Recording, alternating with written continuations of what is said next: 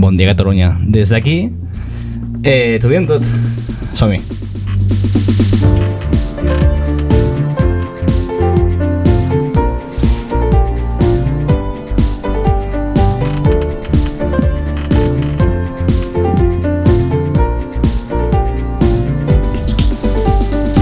Aquest passat dimecres 19, el jutge ha decretat llibertat per Santos Cerdán, en veure reduït el risc de destrucció de proves. L'exsecretari d'Organització del PSOE portava 5 mesos en presó preventiva pel cas Koldo i el seu advocat l'havia demanat fins a 2 vegades el seu alliberament sense èxit. Només sortir de la presó, el polític del Partit Socialista ha denunciat les mentides i manipulacions sobre ell i confia que s'imposi la veritat per damunt de tot. Mentrestant, Pedro Sánchez ha defensat la seva actuació sobre l'exmembre del Congrés dels Diputats i l'ha definit com a contundent. Tot i la llibertat provisional, li han posat una sèrie de mesures cautelars, de les més habituals. Li retiren el passaport, li prohibeixen sortir d'Espanya i l'obliguen a anar a un jutjat cada 15 dies. Tot i la notícia, la presumpta corrupció encara persegueix el cas del partit presidit per Sánchez, amb una investigació molt exhaustiva, que porta molts mesos oberta i que encara queda per veure el desenllaç, tant d'aquests cas com el d'Ábalos i el de Leire Díaz.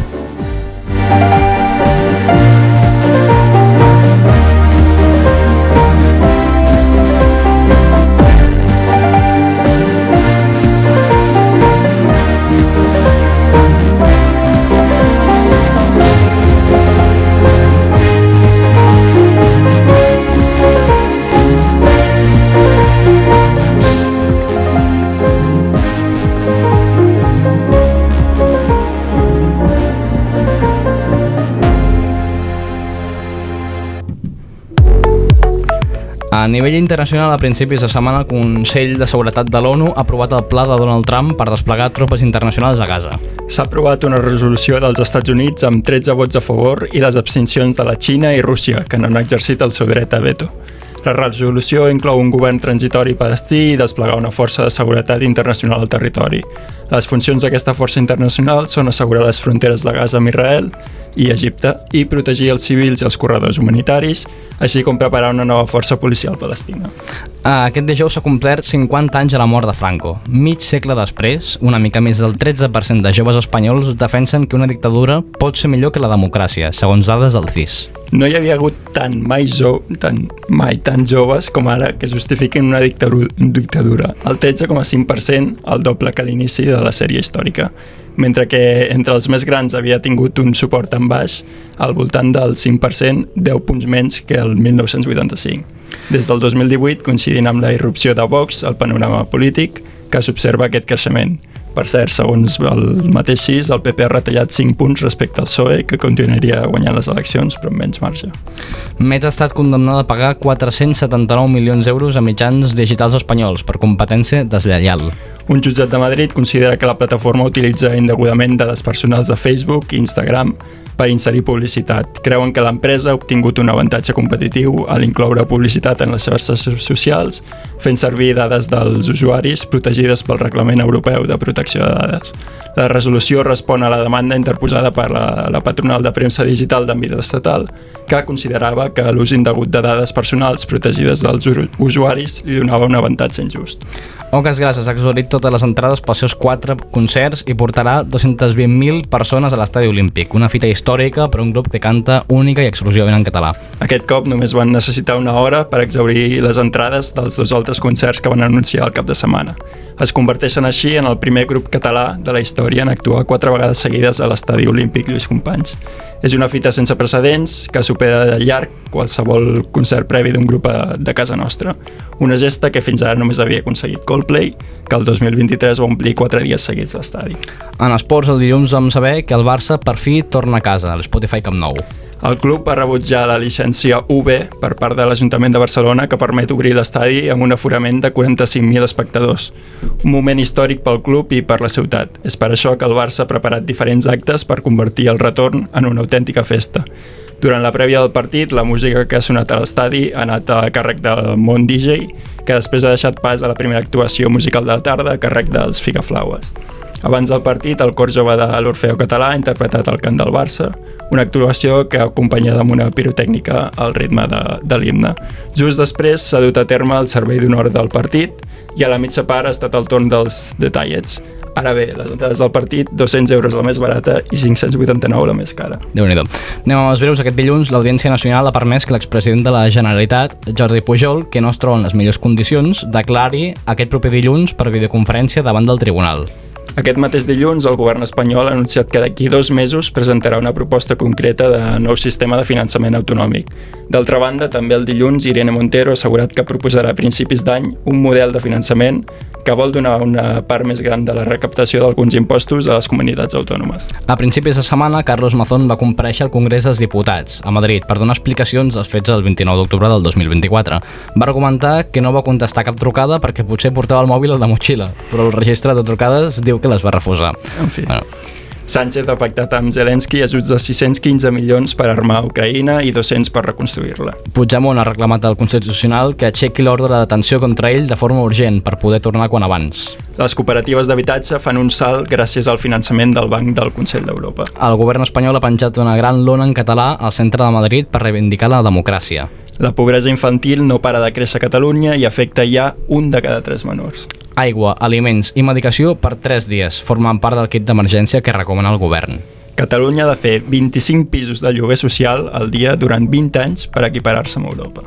Joan Dausà ha anunciat el seu nou disc, Immortals, i una gira exclusiva de 10 únics concerts. Víctor Font ha presentat la seva precandidatura per les eleccions al Barça de l'any vinent a partir d'un moviment transversal anomenat Nosaltres. A la seva presentació hi va assistir Xavi Hernández. I el Barça ha presentat la seva quarta equipació, un disseny que commemora el clàssic del 2004, on es va imposar el Madrid amb un 3-0 i on Ronaldinho va sortir aplaudit per l'afició blanca. Anem amb la presentació de la convidada.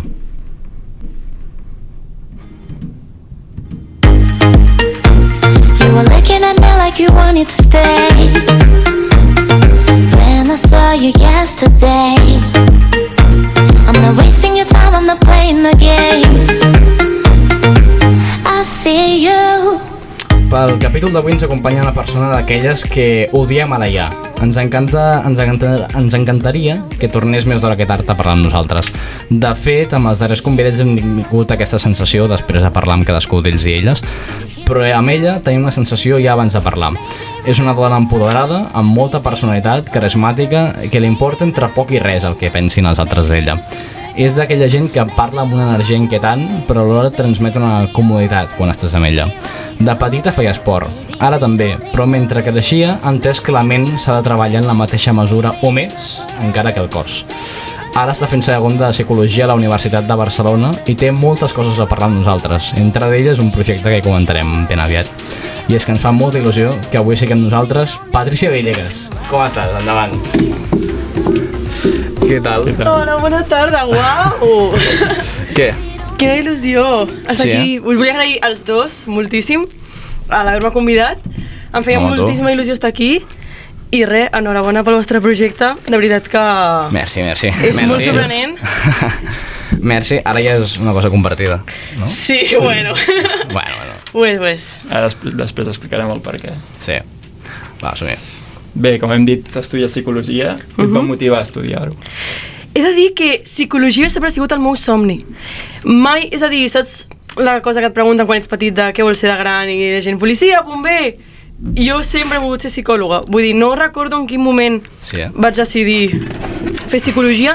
Sí que és veritat que potser també em tirava molt medicina i tal, però perquè volia ajudar la gent. Jo, l'ikigai que diuen, que no sé si sabeu què és, si esteu familiaritzats amb el concepte. Una mica, però Ikigai explica. És un concepte japonès que parla sobre la teva meta a la vida, no? Doncs, i hi ha com certs barems, no? Que algo que et pugui aportar diners, que et nodreixi a tu i als altres, i com si combines totes aquestes coses tens el teu ikigai, no? Doncs jo crec que el meu ikigai és ajudar els altres, i volia fer medicina també, però em mereixo amb la sang, i llavors no vaig poder fer medicina, i doncs psicologia. Molt bé. Jo tinc la sensació que la psicologia és un dels àmbits més globals de la vida, en el sentit de que, al igual que amb la filosofia i també pot passar amb la sociologia d'alguna certa manera, a partir d'ella pots explicar, parlar i debatre sobre diversos temes. Tu també tens aquesta sensació? Sí, totalment. Posa't més cap aquí, si vols. La psicologia és molt àmplia i crec que és una cosa que m'agrada moltíssim d'això, que és superàmplia i pots estudiar 1000 coses i és com tu dius, vull dir, hi ha com... Vale, això és una cosa que m'agradaria molt parlar, que no molta gent que vol estudiar psicologia sap, o la gent en general, que és que la psicologia com la filosofia té paradigmes, té com enfocs, i tu com a psicòleg decideixes posar-te unes ulleres i veure la psicologia d'una manera o una altra. M'explico. Per exemple, la frase de m'estàs psicoanalitzant? Vale. Això, lo dic que sí. t'ho juro que nosaltres com a estudiant de psicologia tot el dia m'estàs psicoanalitzant? No.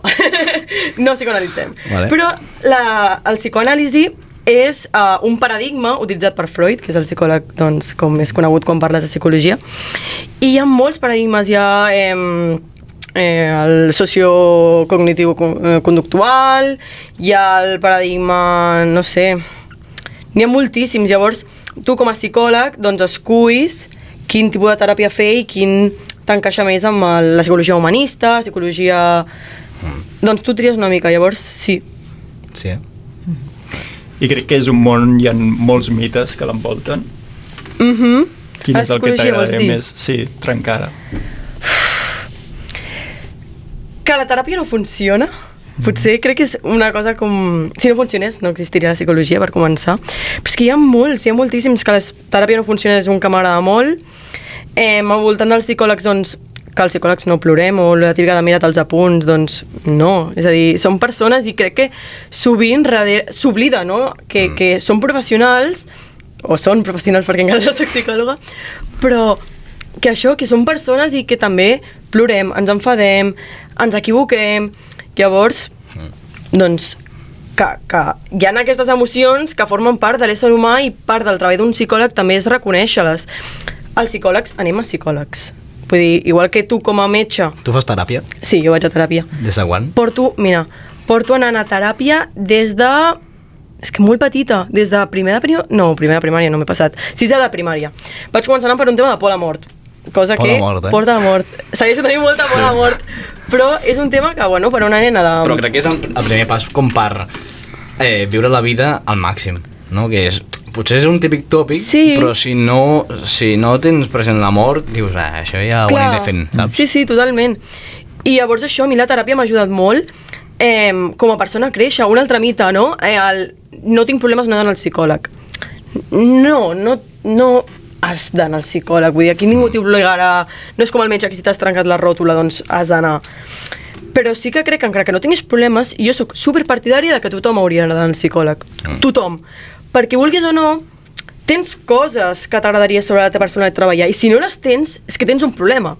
Perquè com a ésser humà implica que estàs en el màximo que ningú està en aquest màxim i per tant ets humà perfecte, i jo encara no he conegut mai a ningú perfecte.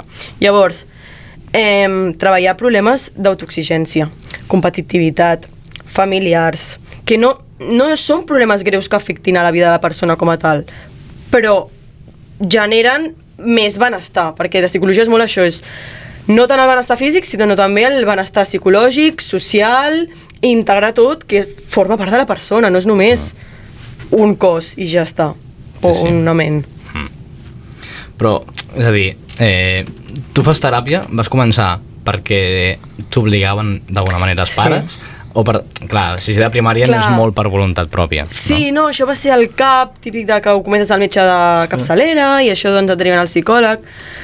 Però clar, això estem parlant de psicologia infantil i els nens, que si no és un problema evident, doncs no has de portar el teu fill al psicòleg si no hi ha algun motiu aparent.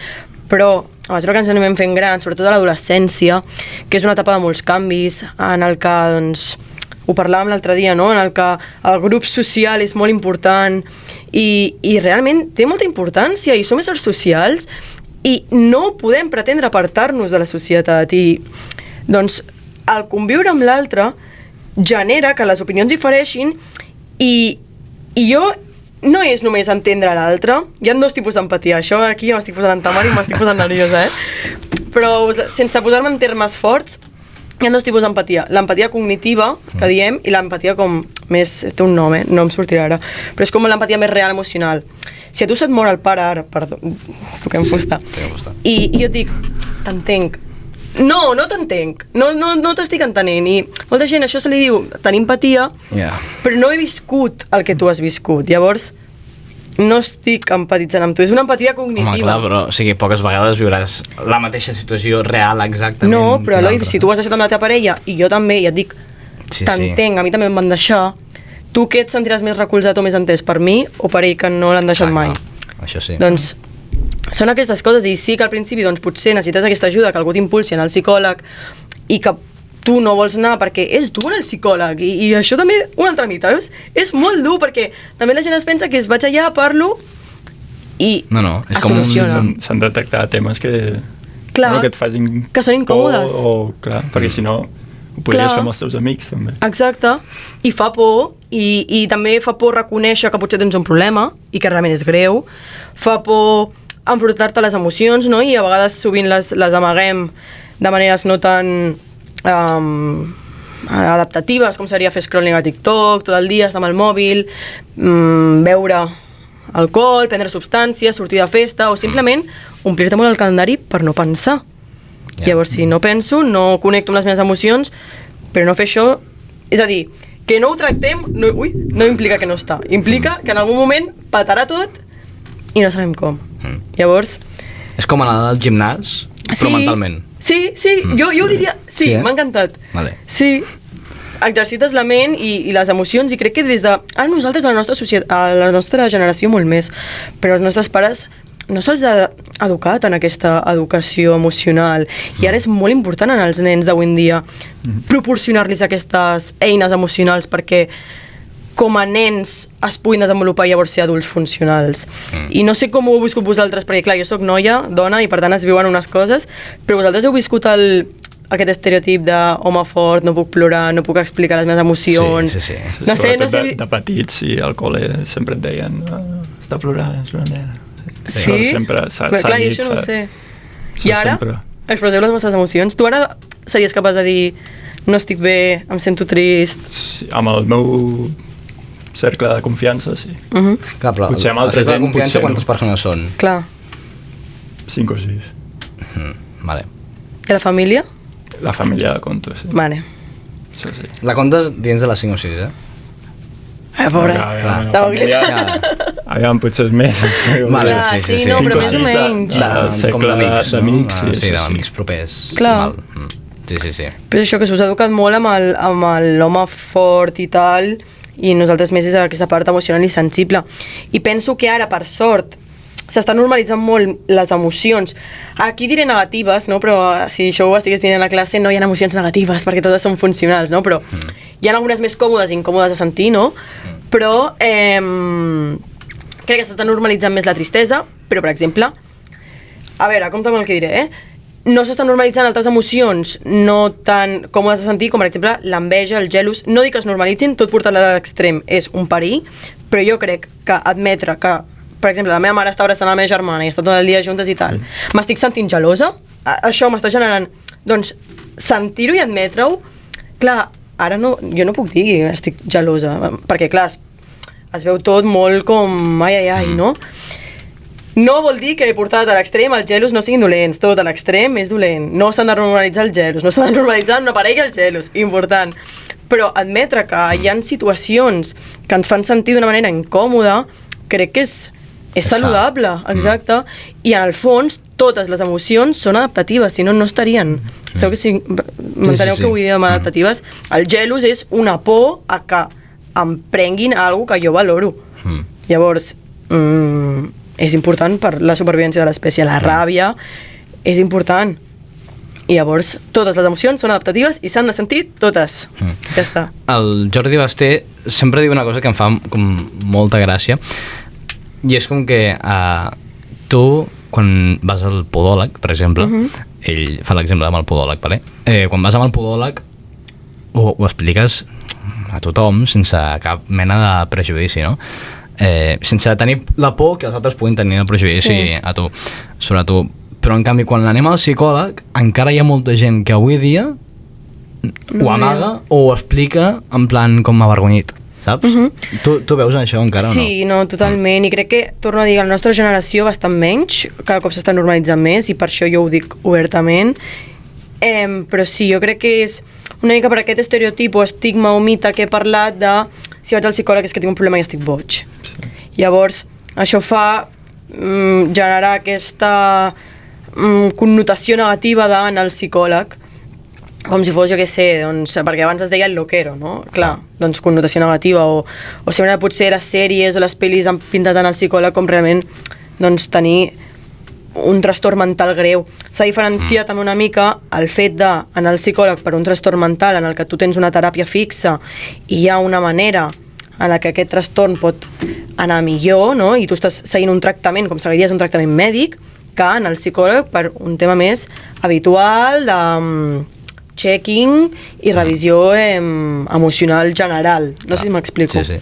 Jo estic 100% amb tu que tothom hauria d'anar al psicòleg, però clar, el psicòleg també té un cost i precisament els d'aquí a Espanya i Catalunya no són baratos. Sí, perquè els de la sanitat pública estan col·lapsats. No sé. Jo això, mira, m'encanta que heu tret aquest tema, perquè també estic super enfadada i és una cosa que m'agradaria com denunciar així en general, que és que, ho diré així una mica de memòria, ara el PIR, que no sé si sabeu què és el PIR és psicólogo interno residente, és com el MIR, vale. No? Tu veus el MIR, tu veus les sortides del MIR, hi ha els nòvios i les nòvies amb les flors, amb pancartes, aneu a una sortida del PIR, aneu a una sortida del PIR, no hi ha ningú, per què? Perquè és trist, o sigui, tu vas al MIR i saps que obtindràs plaça, segurament obtindràs plaça. Potser no el que vols, potser et toca, pues, jo què sé, ser podólogo a Melilla i no és el que volies, però tu volies ser psiquiatre, bueno, happens. Però és que el PIR hi ha 200 places per tot Espanya. Només a Psicologia, Universitat de Barcelona, el curs, són 400. Llavors, partint de la premissa que tu et pots presentar més d'un any, imagineu-vos quantes persones es presenten pel PIR. PIR és per fer psicòleg de la sanitat pública. Clar, perquè després et treguis el PIR, entris, que són uns exàmens d'admissió superdifícils, avui ho parlàvem a classe, crec que abans eren 240 preguntes, ara ho han canviat a 200 preguntes, que tens un temps que realment no és el suficient, en el que se t'avalua saber un temari concret, no coneixements, saber-te un temari com es vol el ministeri que fa aquest examen. Llavors, clar, després tu fas el PIR, entres perquè portes 5 anys intentant-ho i veus que el sistema no t'ajuda i que tu tens un pacient o client, com vulguis dir, que realment té un problema i no li pots proporcionar aquesta ajuda. Llavors jo crec que potser m'estic equivocant, no sóc psicòloga del PIR, em sap molt de greu si estic donant informació falsa, però crec que ha de ser molt frustrant. Realment no puc ajudar. Llavors em sap greu això perquè clar que els psicòlegs són cars, ho són, i entenc molt que la gent no pugui anar al psicòleg perquè no tothom es pot permetre 60, 70, 80 euros per sessió a la setmana. És una barbaritat. Però és que la sanitat pública tampoc ofereix els recursos suficients per mediar aquest problema, perquè la salut mental no ha estat important i jo crec que avui en dia segueix sense ser important, perquè llavors hi hauria més places del PIR. Ja està, això és el que sé, entonces hasta lo que llego. Exacte, i que és un tema molt sensible, i que si vas a la sanitat pública i dius necessito ajuda psicològica i et diuen, bueno, hi ha 2 mesos d'espera. 2, 4, 6 i... Bueno, no ho sé, però jo crec que és una mica dur, 3 però o 4 no baixa. Potser si una persona està molt greu, potser als 2 mesos no arriba. Clar. És un problema, això. Sí. No, estic totalment amb vosaltres i és això, que no entenc lo de les places del PIR, mai he arribat a veure el punt, no, de no tenir tan poques places. Però és que estic parlant d'Espanya, és que em dius a Catalunya, mira, t'ho pot arribar a passar, però és que a Espanya és que em sembla com una barbaritat. Bueno, en fi. Ens fa molta il·lusió també que puguis venir avui, perquè avui vens a presentar el teu podcast, Psicopodcast UB, sí? No? Com funciona la dinàmica? Explica una mica, vale. Així fem una mica de publi. Vale, super, gràcies.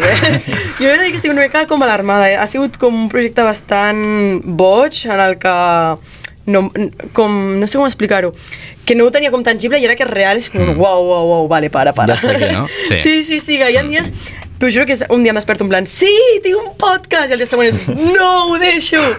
Llavors, superguai, mira, és un podcast de psicologia en català. De fet, crec que no hi ha cap actualment, no hi ha cap podcast, que jo hagi trobat, no hi ha cap podcast de psicologia en català, hi ha l'Ofici de Viure, que tracta en temes de psicologia, però no és un podcast pròpiament psicològic, i l'objectiu sobretot era fer que el podcast sigui amb base científica. És a dir, en els capítols hi ha les referències o venen persones que realment totes les seves investigacions han estat sobre el tema que han fet. Llavors, estic molt contenta d'estar tenint superbona resposta per part de la gent. Sí, de la gent. I no sé què més dir-vos, estic molt contenta, la veritat. Cada quan ho fas? Un capítol cada quan? Mira, la veritat és que vaig fent, perquè sobretot el que intento és focalitzar-me en dies importants. Per exemple, doncs el 25N és el dia de l'eliminació de la violència contra les dones, i trec un episodi molt xulo, la veritat m'agrada molt aquest psicòleg, sobre la psicologia de les relacions tòxiques. Vale. Parlàvem d'això, una mica del gelos, no? I de tot portat a l'extrem, que és negatiu, abús psicològic, etc. I el 30 de novembre és el dia dels trastorns de la conducta alimentària, que ho sabeu. Efectivament. I també en trec un amb de fet, la meva ex-psicòloga. Hòstia, vale. Sí, i parlem d'això, sí. Molt bé. Què t'aporta a començar aquest projecte? Uau. És que ha sigut el meu somni. Jo sempre he volgut... És a dir, jo vull ser psicòloga i ho tinc molt clar, però també m'encanta ser divulgadora de psicologia i realment arribar a més persones, i crec que ajudar la gent des de la distància, com podria ser aquest podcast, i donar-los informació perquè ells i elles mateixes doncs, puguin nutrir-se i tenir coneixement sobre psicologia, que és com la meva passió, doncs clar, a mi m'omple moltíssim. Llavors, si funciona, és que per mi és com l'ikigai del que parlàvem, seria com la meva màxima, no? Una mica, que es diu a filosofia. Llavors, no, és que només puc... Semblo enamorada, Sí. Estic com parlant del meu podcast en plan... Se't cau la bava. Sí. Últimament hi ha molts psicòlegs que apareixen per les xarxes socials, sobretot per Instagram i TikTok, penjant vídeos curts, que parlen sobre un tema concret per atrapar la gent, no?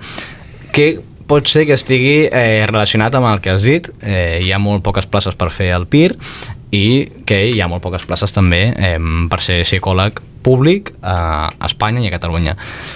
Però a la vegada també molts d'aquests psicòlegs diuen informació que no és del tot verídica o directament informació falsa, fake news. Sí, mira. Llavors, tu vens una mica com a combatre això, no? O no? Sí, mira, el que passa... Hi ha molt d'intrusisme laboral a la psicologia, molt. Ara hi ha el que es coneix com a coach, no sé si coneixeu aquest terme, que són persones que tenen carreres alienes a la psicologia i que han fet un curs, pot ser de 15 dies, un mes, inclús podríem dir un màster, i llavors tenen el títol de coach. No conec molt bé el que implica això, però sé que no tens la carrera de psicologia. Llavors, que tu puguis estar donant informació falsa, clar, és realment perillós, perquè no tens... És com si jo ara doncs faig una assignatura de psicologia de la nutrició i dic que soc nutricionista. No. Clar. Saps?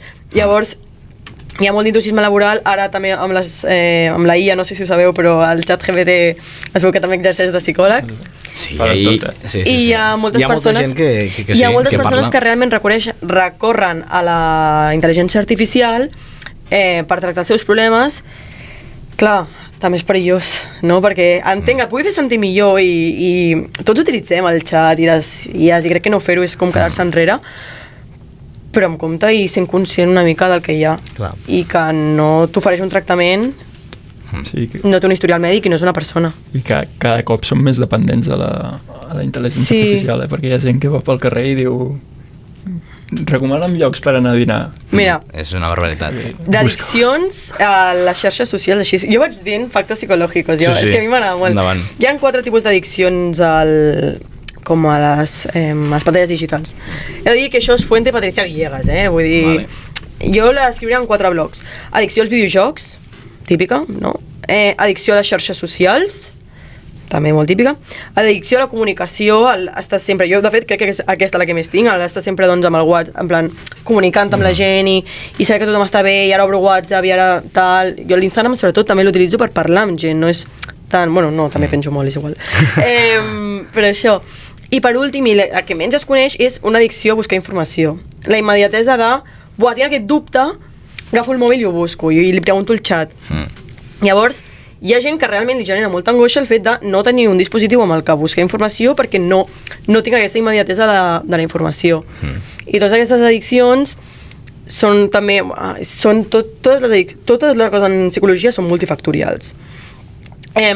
però hi ha una cosa que és molt addictiva, que és el reforç positiu, no? Hi havia un psicòleg que es diu Skinner, que va fer un experiment amb rates i tal. Bé, jo soc una friqui, I, en resum, que el reforç positiu és molt addictiu. I el reforç positiu... Pots explicar una mica el del cine? Sí, jo m'encanta, No, però... Parad-me. El carat, no, sí. Vale, a veure, Skinner és un psicòleg conductista, que significa que estudia la conducta, que va definir que el comportament, això se li diu condicionamiento operante en castellà, no sé com es diu en català, vaig fer l'assignatura en castellà, i parla de que hi ha 4 tipus de reforç o càstig pel que regim la nostra conducta, no? Jo he de dir que sóc molt conductista. El reforç positiu, ara l'explico, reforç negatiu, càstig positiu, càstig negatiu. El reforç positiu és, tu fas una conducta i jo et dono un premi. Llavors, tu cada cop que facis la conducta jo et dono un premi. Per exemple... Un gos. Sí, però és que ho heu pensat molt lluny, obres el mòbil i veus que algú t'ha escrit. Vale? Llavors fa que tu ja... o que t'han donat un like. Llavors depèn de qui t'escrigui, millor... No, però un like, un comentari de publicació, doncs tens reforç positiu, llavors fa que tu vulguis fer més aquesta conducta. Reforç negatiu és treure, és a dir, treure alguna cosa desagradable, no, parar alguna cosa abans que sigui desagradable, és a dir, jo per exemple veig que m'està fent mal de cap, em prenc una pastilla per al dolor. Això és el reforç negatiu. Després tenim càstig positiu, que és afegir alguna cosa desagradable, és a dir, no sé, doncs aquesta nit tens bledes per sopar. Positiu. Això se li diu càstig positiu, sí, és afegeixes alguna que no agrada, i el càstig negatiu és, jo tot això crec que ho estic dient bé, i el càstig negatiu és treus alguna que és agradable, aquesta tarda et quedes sense pati o et quedes sense parc. Vale. Llavors, per què t'estàs explicant tot això jo? Pel psicòleg aquest. Vale, sí, però això era perquè el reforç positiu és molt addictiu. L'experiment de la rata. Sí, però el reforç positiu és molt addictiu i el que obtenim nosaltres amb aquesta immediatesa, el de les addiccions, vale. És el xute de dopamina que es diu dopamina fàcil, no? Això segur que ho coneixeu. I llavors el que fa és que tu realment facis compulsivament aquesta conducta de, no sé, és que beure o... També és més addictiu encara si tu no saps quan es vindrà aquest reforç, és a dir, hi ha després 2 tipus de raons, raó variable o invariable, és a dir, jo cada cop que obro el mòbil tinc un like, no sol passar, o cada cop que obro el mòbil no sé si tindré like o no. Llavors, si a mi això em genera reforç positiu, la probabilitat que jo estigui tota l'estona obrint les xarxes per veure qui m'ha escrit, qui m'ha comentat, és molt més gran. I això passa amb els Reels, que per això fem scroll, que no saps quan et sortirà un vídeo del teu agrado o no. Sí, pot ser. Sí, no ho havia pensat mai, sí. Sí. I relacionat amb això vaig veure un estudi, no sé quin era, que deia que fer scroll a TikTok et fa tenir menys memòria i 2, que necessitis més estímuls en menys temps. És a dir, que tu si estàs mirant un vídeo de 2 minuts el passaràs abans que acabi perquè vols més estímuls. Sí, més canvis. A mi em passa. L'únic que, el primer, o sigui, li veig sentit, però la memòria...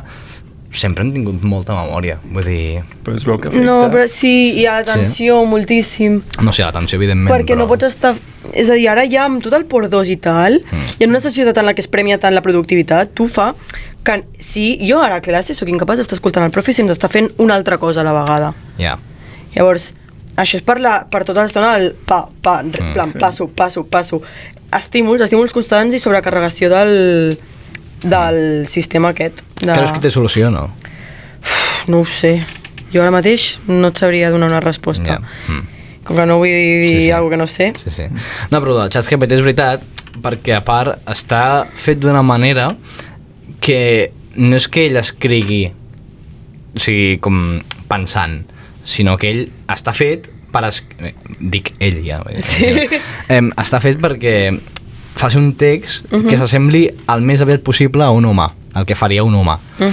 Llavors, com que li atribuïm ja moltes personalitats i característiques humanes, que no té, o sigui, acabo de dir ell, sense pensar-ho, i hi ha molta gent que diu, hòstia, m'està entenent, tal, no sé què, i no sap. Clar, jo aquí vull dues coses. La primera és que hi ha una branca de psicologia, que és la psicologia del màrqueting, tot això, que realment hi ha gent que es dedica a fer més atractiu. És a dir, les coses del súper no estan col·locades per atzar, estan col·locades sabent que estan allà. Llavors, hi ha psicòlegs que es dediquen només a generar plataformes més addictives, que això em sembla com cruel i malèvol, és com dedicar-te a gastar el temps de les... Buah. Sí.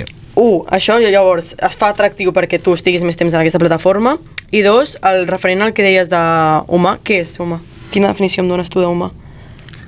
Qualsevol cosa que tingui emocions, sentiments, sentit comú, no?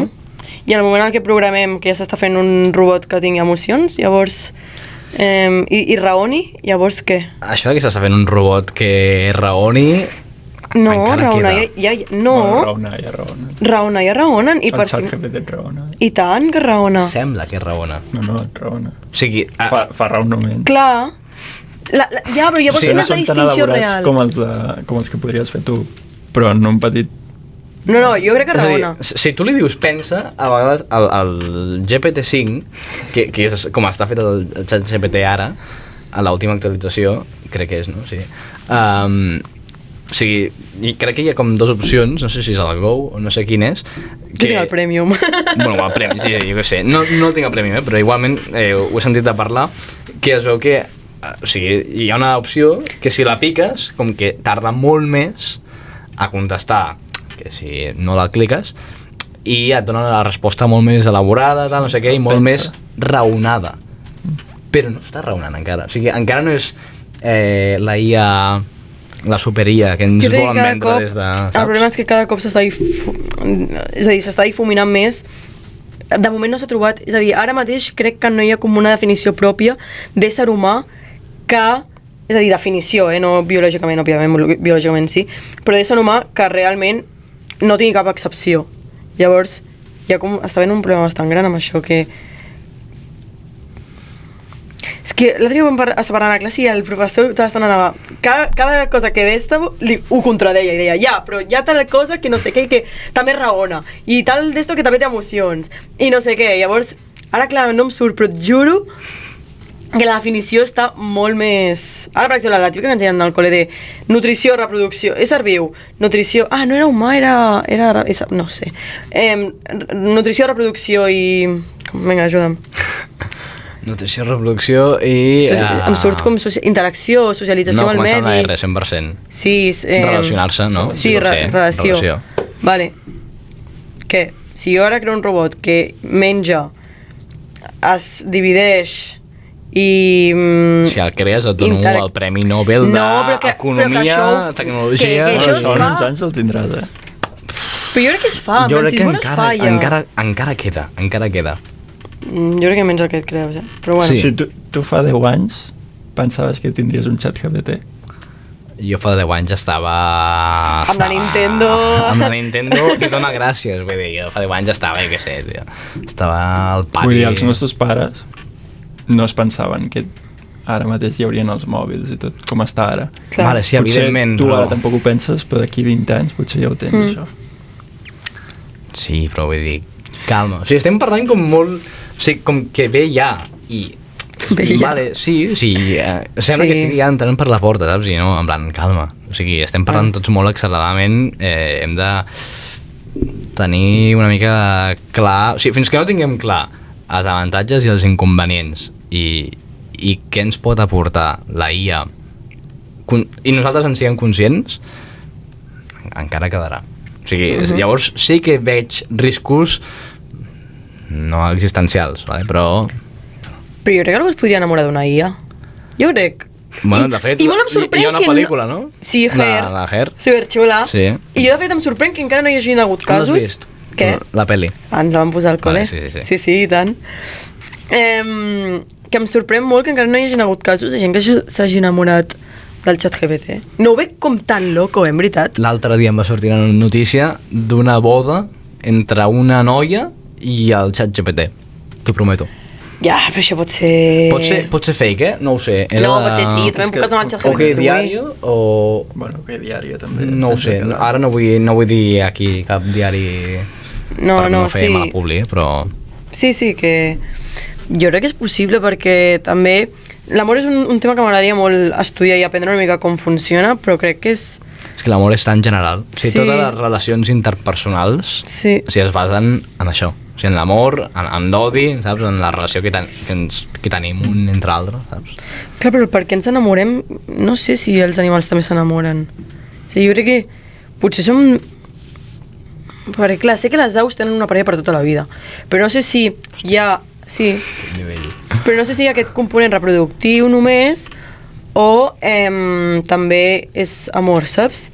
Igual que sé que no som els únics... ja no som els únics animals que tenim relacions per únicament... ja us ho diré, reproducció, però també recreatiu, els micos, sobretot amb els micos, dofins i tal, però tema emocional ho desconec, si els animals senten amor. No ho sé, així que passem. El teu primer capítol, que ja ha sortit, va sobre la síndrome de l'impostor. Sí. Tu l'has patit o sentit alguna vegada? Ara mateix, jo crec. Vull dir, sí, jo, instant, in situ, ara mateix estic dient, Patri, què fas aquí? Aixeca't ara mateix i vés-te'n, no saps parlar. Ara, bueno, em diran que ho eliminen perquè que no, que estic mentint a tothom i que sí, ha fet el podcast moltíssim, la gent em veia, em felicita i em para com pels passadissos. Patri, que fort! I jo, és que no sé com reaccionar, és que no...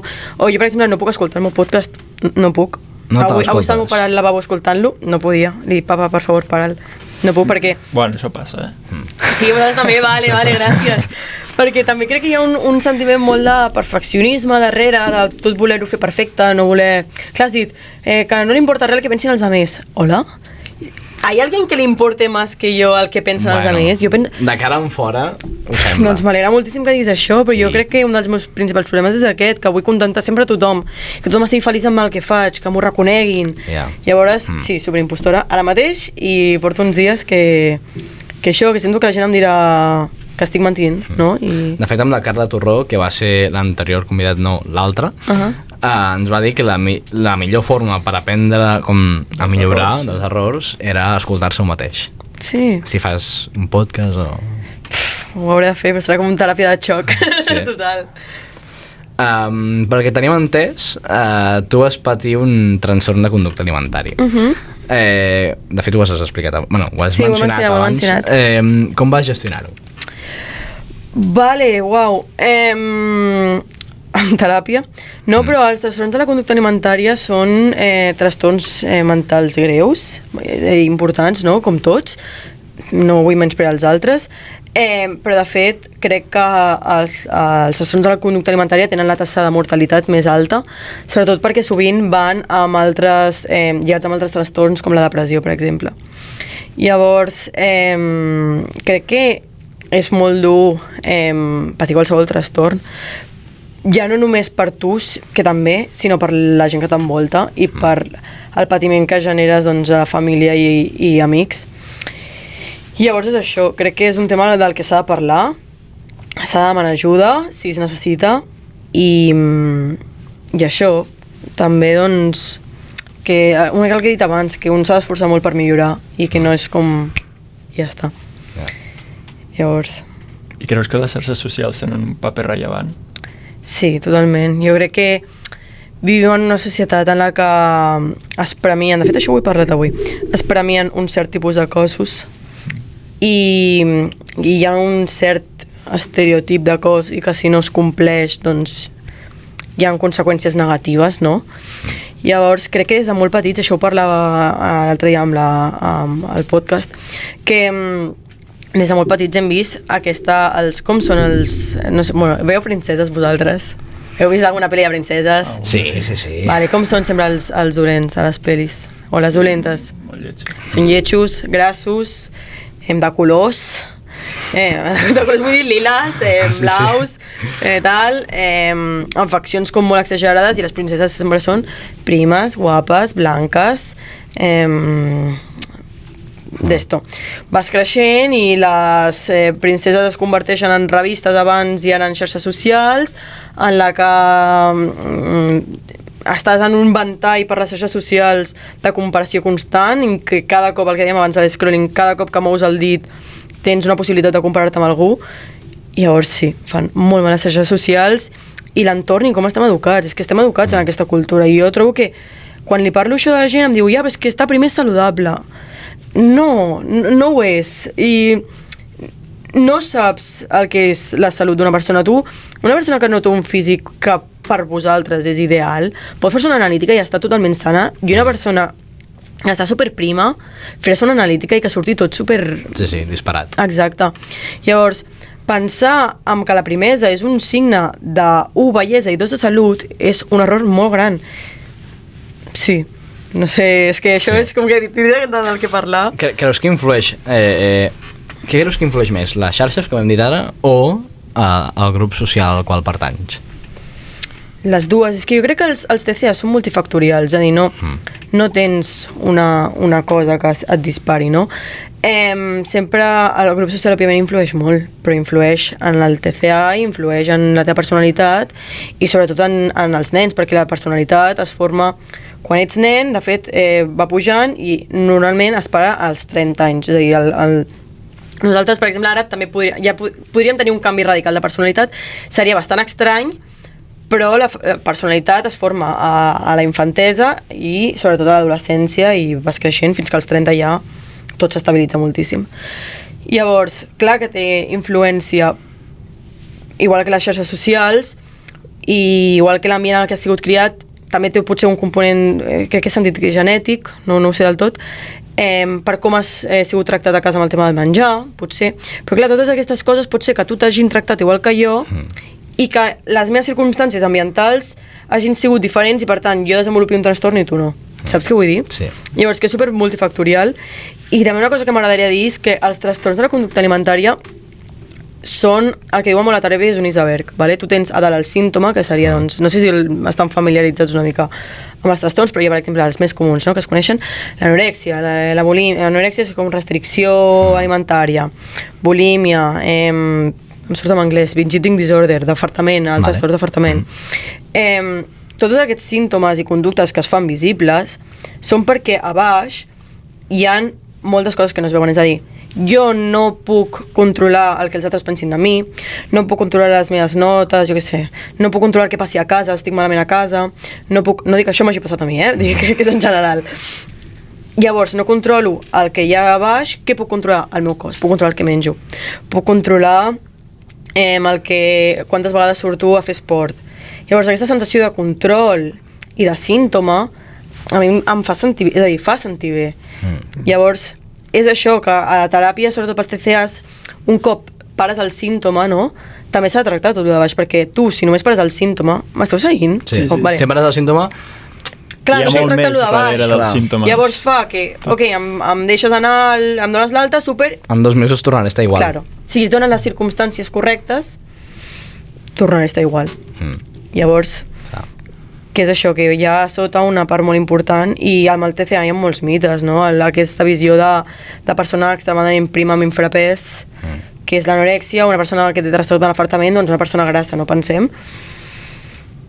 És que igual no sabríem que la persona que tenim al costat té un trastorn de la conducta alimentària, perquè la línia és tan fina i és tot tan mental que això ho vaig parlar amb tu, Eloi, no sé si... És a dir, jo et presento ara 2 persones, vale? Una és un noi que va cada dia al gimnàs, menys un dia, i un dia a la setmana menja pizza. I una noia que va tots els dies al gimnàs, menja un dia, i un dia a la setmana menja pizza. Un dels dos té un TCA, quin? No te'l sé dir. Vale, perquè la conducta és la mateixa, però els motius pels d'una persona... És a dir, aquesta persona quan va al gimnàs i es menja la pizza li és igual, i l'altra està estona pensant, buah, sóc una merda perquè avui m'he saltat un dia al gimnàs. Demà ara m'he cagat perquè pensava que hi havia una resposta correcta. No, com la falla em sentiré inútil. No hi ha una persona correcta, però aquest és el punt, que és algo molt mental. Llavors, podem veure una persona amb un trastorn de la conducta alimentària molt sana, i a mi m'ho deien molt, em diu, uala, tia, quanta disciplina, jolín, se't veu superbé, se't premia per aprimar-te. Llavors, clar, tu fa que vulguis seguir, i arriba un moment en el que això sents que és part de tu, i jo sempre dic que és com un dimoni que se't posa i que realment comences a fer coses que no controles tu, i quan ho veus des de fora dius, uau, què he fet, saps? Obrim el meló. Tu vas anar a 2 instituts, si vols digues tu el nom, a 2 escoles que són de barris on hi ha un cert grau d'equitat general, de societat i de renda disponible. Com t'ha afectat això tu a l'hora de gestionar les teves relacions? Què vols dir? plan, com has tractat el fet de portar-te amb cert tipus de gent, com t'ha afectat el teu entorn a l'hora de desenvolupar, no sé si va ser exactament només per això el TCA o a l'hora de simplement portar la teva vida. A veure, no ho sé molt bé, clar, és que l'entorn influeix, però no et sé dir causes concretes. És que no sé molt bé per on vols tirar. Vull dir, et diria que bueno, bàsicament... Sigues sincer i sigues concret i pregunta'm el que em vols preguntar. Crec que estàs donant moltes voltes i tens una pregunta concreta. No, bàsicament volia que deixis tu els noms, però ja ho dic jo. Vas anar a Claret i a l'Escola Pia. Sí. Són dos instituts que, a priori... Ostres, hem anat a la Pia. Què? Sí, tu també? Sí. Però ella que no hi és, clar. Ah, coqui. Són tres instituts que a priori es premia, com sempre, l'alumne això, no? Que treu excel·lents, que relaciona, que aparentment té moltes amistats, que tot li va molt bé, i no es dona tanta importància als alumnes aquells que estan, diguéssim, sota l'iglú, el que ho has dit tu, saps? Sempre hi ha persones que sobresurten, però després hi ha els altres que sobresurten pel costat contrari, no? Tens alguna crítica sobre aquests dos instituts o no? És que jo sempre he sigut molt competitiva i sí, jo crec que sobretot a la primera escola se'm va premiar, és a dir, se'm va premiar molt el ser competitiva i, és a dir, jo sempre m'he considerat un alumne exemplar i a mi sempre m'ha agradat molt, torno a dir abans, que em reconeguin les coses que faig bé i el sentir-me com important en aquest sentit. Llavors, penso que això potser ha estat una cosa que m'ha penalitzat una mica més endavant. Però, per exemple, jo a la Pia vaig estar clar, és que és la meva experiència totalment, vaig estar supercontenta. Vull dir, trobo que les oportunitats que se'm van donar ja en cap lloc. Tinc un amor profund i infinit pels meus professors de la Pia. És que no puc parlar, vull dir, parlaria com hores i hores, vull dir, al batxillerat que tothom diu ai, són anys no sé què superdurs. Jo pagaria per tornar al batxillerat, m'ho he passat? Per mi, sí? els millors anys de la meva vida, batxillerat. I em sap greu perquè ara la uni, és com que tothom et diu la uni són els millors anys de la teva vida i estan bé, però també sento que m'han vengut com una mica a la uni com algú que no és. Clar, i això genera unes expectatives que també et posen a la uni en plan, sí, serà el millor, tal. Sortiràs de festa, no faràs res, tindràs un grup d'amics per tota la vida, no sé què. Bueno, o no, saps? Vull dir... També el grup d'amics també és molt... És una cosa que... És molt relatiu. Sí, molt infantil. No? Vull dir, al final, sí, tu pots tenir un grup d'amics, però també hi ha gent que va a su bola i està perfecta. Saps? Sí, la cosa és el que tu necessitis una mica. Potser hi ha persones que... Jo he vist molt això, persones que ja tenen el seu grup d'amics de l'escola i, per tant, doncs no els hi cal aquests nous amics a la uni. No necessiten, ells van a la uni, estudien i ja està, i cap a casa. Però torno a dir, com he dit abans, som éssers socials en el que som adolescents o joves, adults, que clar, dir que soc adulta ja tinc 19, dir que soc adulta és com què? Doncs ser... El grup social és molt important. Necessitem sentir-nos validats i acollits per un grup. Ui. Llavors, negar-ho és... No és viable. Llavors, sí, és relatiu, però home, tothom li agrada tenir un grup d'amics, no? En el que sentir-se recolzat. No sé. L'amor, el que dèiem abans, no? Sí, és que és necessari i és bonic, però, bueno... Tinc una última pregunta. Sí, digues. Ara estem en un moment on crec que és molt important donar veu a gent que tingui coses a dir. Tu ara amb el teu podcast ho faràs. Escolteu el seu podcast, val? D'acord? Ja deixarem... Sí, el link. Link in bio, no? Link in bio. Aquí baix, no? Tu utilitzaràs les xarxes socials per penjar clips, no entenc, o no? Sí, m'agradaria. Creus que això també afecta d'alguna manera el síndrome de l'impostor, que hem parlat abans? Sí. Plan, que et sents... O sigui, tot i que hem criticat abans les xarxes socials, tu ara les utilitzaràs a priori per un bon ús correcte, no? Per aplicar un bon ús, però també et fa com sentir una mica malament. Llavors estàs entrant malament en el síndrome de l'impostor. Això significa que no t'has escoltat el meu podcast. No, t'explico, no passa res. El síndrome de l'impostor... que exposed, vigileu. No, mira, t'explico. El síndrome de l'impostor és aquest... M'estàs psicoanalitzant. El síndrome de l'impostor és aquest sentiment que sovint pateixes del que el que estàs fent és enganyar la gent. És a dir, a tu se't premia per certes coses i jo, per exemple, ara mateix us estic enganyant perquè en veritat no sé parlar, m'heu convidat, no entenc per què, què estic fent aquí, para, no m'ho mereixo perquè el que he tingut és sort i en veritat no sóc bona i estic enganyant a tothom i encara no entenc com el deganat m'ha deixat fer això perquè realment no m'ho mereixo. Què està passant? Llavors... O sigui, el que t'he dit jo seria més una contradicció. Clar, que no tindria gaire a veure amb el síndrome de l'impostor, el que em diries tu és si és hipòcrita... Sí, exacte. Vale, si és hipòcrita utilitzar les xarxes socials si les critico. Sí, jo diria que sí. Sí, eh? Sí. Vale, i ho reconeixes. Sí. Vale. Però clar, jo crec que, és a dir, com tot, s'ha d'utilitzar des d'una manera conscient. És que torno a allò d'abans, tot portat a l'extrem és dolent. Llavors, si tu utilitzes les xarxes socials des d'un punt de vista en el que sé que el que estic veient quan veig influencers i models i tal pot estar editat. El que m'estan dient no, això és un molt entre els joves de la fuente TikTok, no? Sí. Que el que estàs dient pot estar no molt verídic. Clar, llavors, d'acord, ok, però en el moment en què tu comences a integrar tota la informació com a certa, és aquí quan hi ha un problema, no? Sí. Ara sí, aquesta és l'última, perdó, que tenim una altra. Quan una persona t'explica un problema, a tu com a amiga i en un futur com a psicòloga, com li dones el teu suport? Perquè abans has dit, t'entenc, com que no va gaire bé, o que no empla tant a l'altra persona. No, jo no he dit això, jo he dit que és diferent. L'empatia cognitiva de realment... O sigui que tu has expressat la mateixa situació a la que no. Vale. Però això per tu. Llavors... I tu què fas?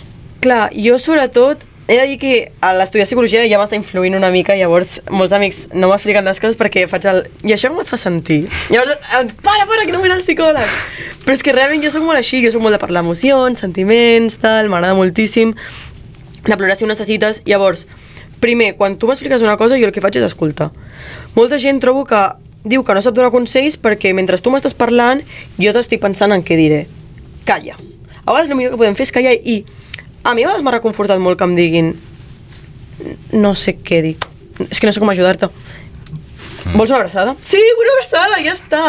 No fa falta a vegades com dir coses i el t'entenc, perquè ja sé que no m'entens, perquè no estàs vivint el que jo estic vivint. Potser sí, potser sí. Però només a sentir-ho ja com ajuda una mica, saps? Sí, si dius t'entenc, digue-ho de veritat, no diguis el t'entenc, és com realment t'entenc i empatitzo amb tu, no? O m'agradaria empatitzar. Sí, però parem de, si us plau, intentar pensar el que estem dient mentre l'altre està parlant. Jo primer admiro, t'escolto, si t'entenc t'ho dic i és que a vegades no cal dir res. Vull dir, que pot semblar inorgànic, però si jo estic plorant i estic parlant amb algú, em vindria a vegades més a gust que algú m'abracés i ja està, que no em digui un consell, perquè a vegades el teu consell no m'ajudarà. I està amb tota la bona intenció, però jo tinc amigues que em donen consells i és com, vale, sé que ho has fet amb bona intenció, però no. Et deixa... Llavors, jo sí... No, sí, digues. Ja està. Sí. Escolta la persona i ja està. Exacte, escolta, i això realment intenta empatitzar, però des del punt de vista més emocional, no el cognitiu de t'entenc. Que això és una cosa que potser a mi ara m'està costant, no?, el posar-me al lloc de l'altre, però en conflictes potser que he tingut últimament, doncs realment el sentir que està fent l'altre i dir, vale, ho ha fet per això, ho entenc, no ho comparteixo com a Patricia Villegas, però vale. Llavors jo diria això, que escoltar l'altre és molt important i no fer-ho tot sobre nosaltres, i nosaltres volem donar com uns consells i jo quiero ser un buen amigo i jo, no, això no va sobre tu, no és el teu moment, calla't. Totalment. Patricia, merci per venir. Tenim un petit detall, he de buscar. Ens hem oblidat de la pedra, que sempre posem una pedra per donar bona sort. Avui hem parlat sobre la psicologia, hem desmentit molts típics tòpics que hi ha que són falsos. Ai, nois! I ens hem passat molt bé. Són unes passetes. Moltíssimes gràcies per venir. Moltes gràcies. M'ha anat moltíssim, Ha sigut com molt guai. És una conversa, no? Al final. I jo seguiria parlant amb vosaltres. Nosaltres també, hores i hores. És recíproc.